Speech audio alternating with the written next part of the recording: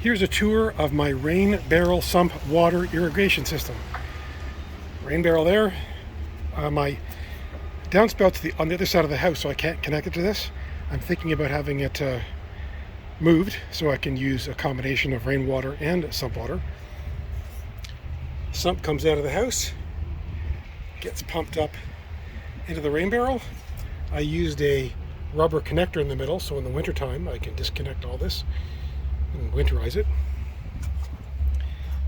Rainwater comes out into this clear hose, and then I'm using a 90 to 3/4 PEX T, and then I'm using a dollar store, $4 for 15 feet, soaker hoses.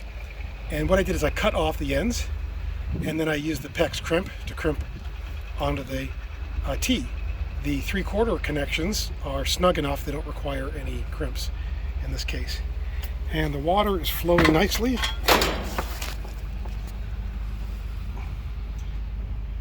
Into the T's. There are 4 PEX T's.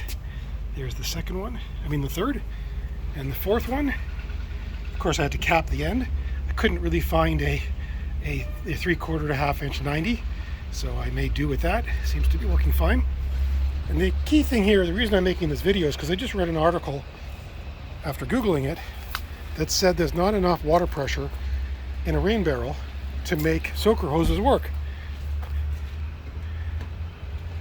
But as you can see, there are 4 15-foot runs here, and each one is nicely, slowly soaking the earth, just like they're supposed to.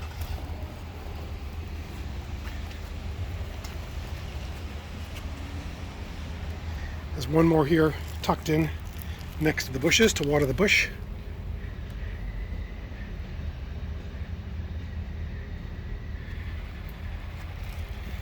There you go.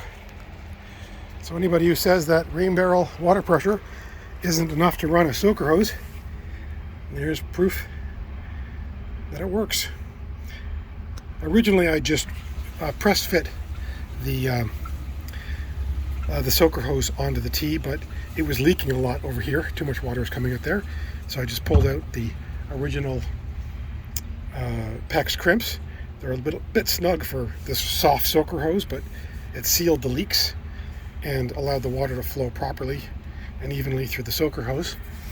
And I don't know if you heard that in the background, but the sump pump just set off another pump. It went off again. I'm going to have to clean up this sediment here from the sump. That'll clear it after a few pumps.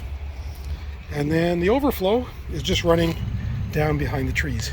So if it really does fill up too much with a lot of groundwater, it's all going to just run out behind the trees, which is where the sump pump originally pumped to, just the middle behind the trees.